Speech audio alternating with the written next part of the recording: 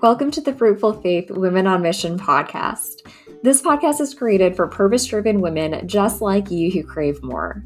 On the Fruitful Faith podcast, you can expect Christ-centered conversations that will help you to cultivate a life that you and He love. We'll be talking about topics that matter, topics that impact your everyday life. We'll talk about anything from how to transition with grace, to what to do when you're overwhelmed, to how to be content and joyful right where God's got you. It's going to be good. Let's dive on in. Hey, and welcome back to the Fruitful Faith Women on Mission podcast. I'm so glad you're here. My name is Alexandra Cavill. I'm a certified professional life coach for Christian women.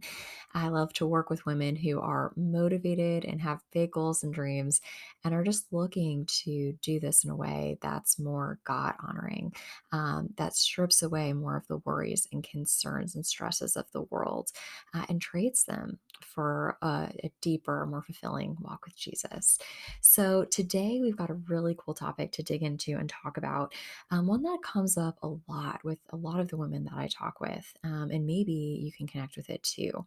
So we're going to be talking a bit about what it looks like to be an all or nothing kind of person. And if you find yourself in that place, how do you operate differently, right? So I hear from clients so often that they feel like either they're all in or they're checked out. So if that resonates with you, the idea that, if you're going to do something, you're going to do it big. But if you're not about it, maybe you are just not present in that thing at all. And to maybe some extent, that approach has served you well. Maybe you've accomplished big things throughout that way of operating, but it's not always a realistic way to go about life, right? Or maybe even the healthiest way to go about things. And I know this, right? I've been there too before. And to be so consumed with something, that can sometimes mean that we put on blinders for other things that need our attention.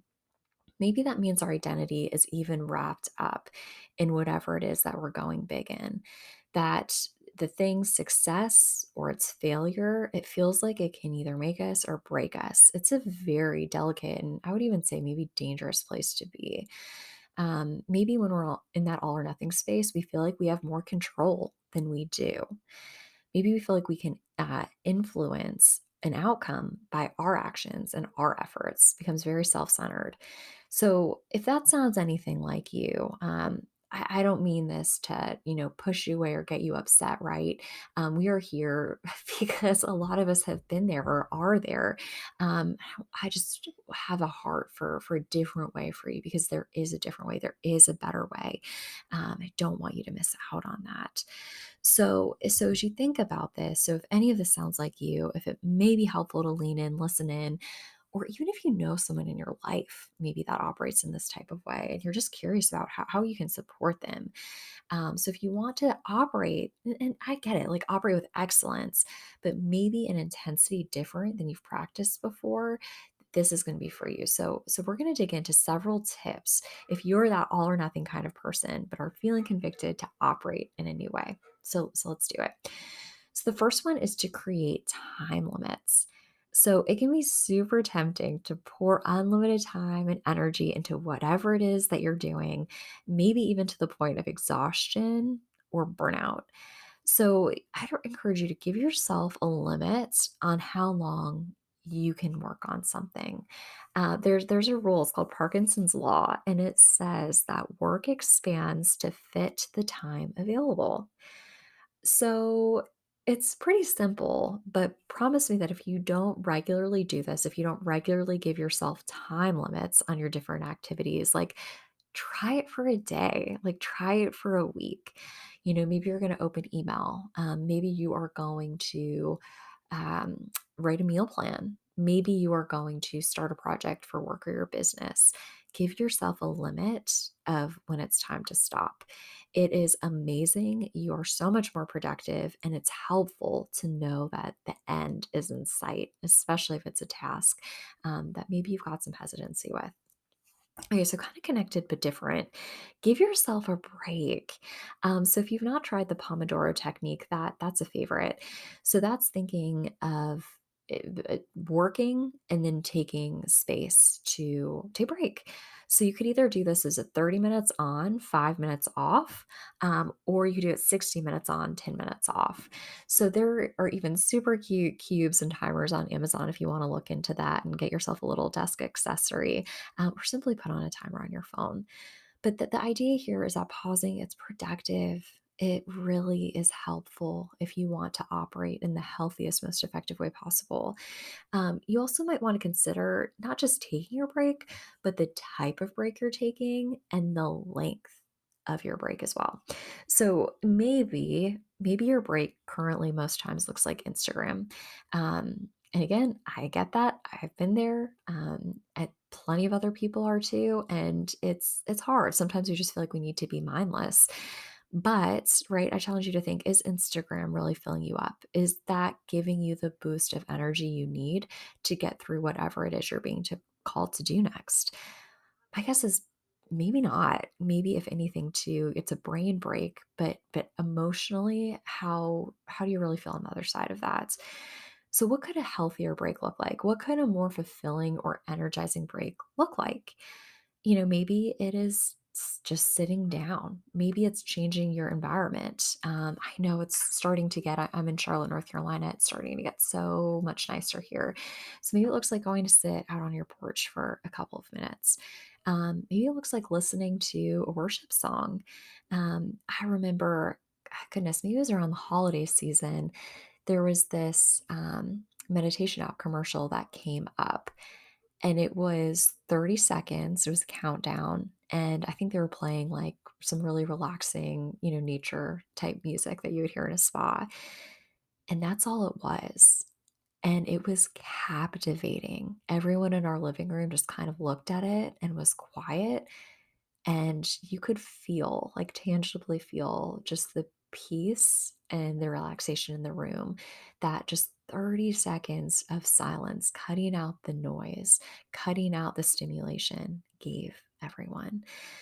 And hopefully that's an encouragement too, right? Like if you need a break, it doesn't always have to be, something significant. But if you are feeling like your break, it just drags and it's super, super long, maybe that's telling you something. Maybe that is an indicator to get curious about what is going on. Okay, so again, if you're an all or nothing person, another tip for you here is perspective. I know. I've been at a place in life where I had worked my day job, evenings, weekends, 7 days a week. It was a lot. And it felt like that was the only option. And that's sad to think back to that. And I would just, if you're there, I would offer you the encouragement that one day of, I don't even know if decreased is the right word, one day of lower, different productivity, like that is not going to make or break you. If you are in that all or nothing mentality, like I understand, I've been there, but in reality, not everything weighs on whether you pursue a window of rest.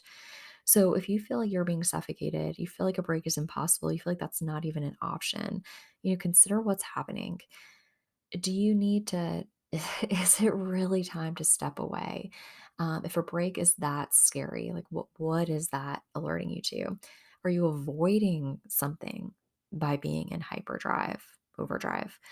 Are you working on the wrong thing and maybe know it deep down, but can't pull yourself away because you are already so invested? What is actually going on here? Consider where insecurity might be coming up. Um, maybe this is a sign too, if you feel like you've got to be an all or nothing, if you feel like you've got to just be fully in to the point of, no return. Like what is making you, there's probably something there that's just uncomfortable. Like what is making you uncomfortable?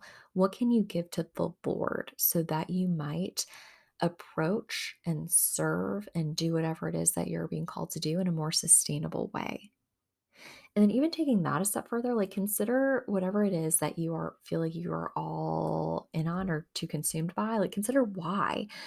Why do you want to do that thing? What is behind it? What is the motivator? Sometimes when we are just so in it, you can totally forget like what is even the point here? This just feels so hard and exhausting and tiring. I don't even remember what I am breaking my back over. So remember the motivator, let that drive you. Let that be what allows you to focus, and keep going when you're supposed to keep going. Sometimes we feel like timelines or a need for perfectionism. That's what keeps us going. But you're right, like that's not healthy. That's not sustainable. That's not life giving. So better yet, maybe even the question here is like, who is the motivator? And derive your strength from Him, from Christ. Okay, remember that we are human beings. I'm sure a couple of you have probably heard that idea. We are human beings, not human doings. One of my favorite resources to share with clients, if you are a current client, there's a very good chance you've heard this already, is the Journey Women podcast, specifically episode 69. So that talks a lot about the topic of humility. And I don't know that initially I would have used the word to describe what is actually the podcast is talking about, but once you listen in, it'll make so much sense. So if you are that all or nothing, that overachiever, oh my goodness, this is going to be one of the best 30 minutes or hours that you spend. Um, the way that it is broken down, and our importance of what it looks like to let God be God and us be us. It is just so well done. And it might be one of those things that you go back to and listen to again and again. But ultimately, the idea here is to like let God sit on his throne, right? Like let God be God and we are humans, right? So next thing here is think about your expectations. Consider like, are they appropriate? Are they realistic? Are you setting yourself up for success? Sometimes I've had plenty of times where I pack my day, pack it to the brim, leave no margin, leave no space. And guess what? Not everything gets done. And that feels awful. So even if you got, maybe you can connect. Maybe if you got 10 things done, you are just beating yourself up about the two things that did not happen. And you just constantly feel like you're drowned or overwhelming. Like maybe that's a sign to pull back a little bit. Have fewer things on your list. And then when you get through those, like just you'll feel more grateful, you'll feel more empowered. And just the atmosphere changes around things. And that kind of propels you to keep going. So think about whether you're setting yourself up for success. Think about whether some things might need to be shuffled, because it can be demotivating to continue to miss markers or even don't know what like your markers are. That's super hard too. So, those were a few of my best tips that I've got for you. If you are an all or nothing kind of person and you want to operate in a bit of a different way, what that could look like, how to think about things differently, how to go to God in some areas too, in ways that maybe you haven't before, right? Remembering that. We can be a part of the story, but ultimately, like it is his story. It is, he has influence over outcomes and things that happen, and letting God be God and do God, and stepping in where we have that ability and we have that gift, but not connecting our worth to the thing, right?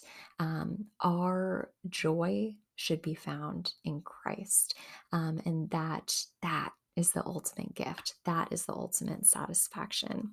So, if some of this sounds good to you, I would love to invite you to talk more about Christian coaching. Coaching, it gets you from where you are to where you want to be.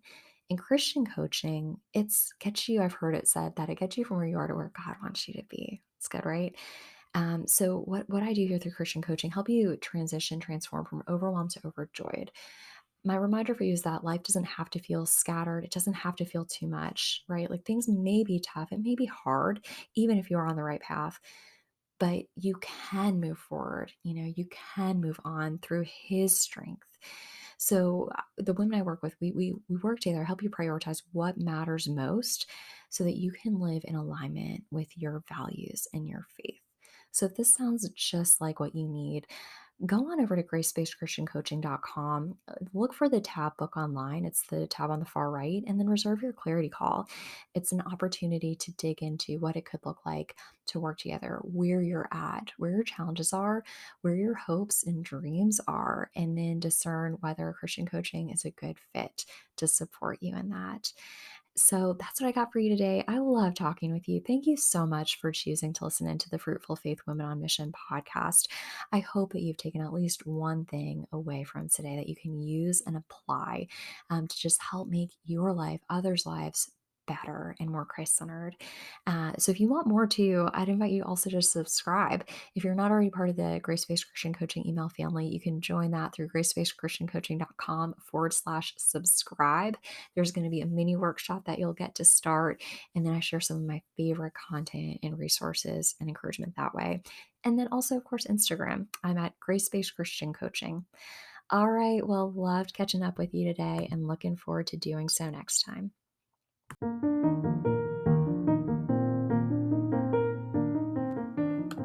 Thanks for tuning into this episode of the Fruitful Faith Women on Mission podcast. If you love this episode, I would love for you to subscribe. New episodes will automatically show up on your phone when you subscribe. It's super convenient and you'll make sure you never miss a thing. So excited to share more with you soon.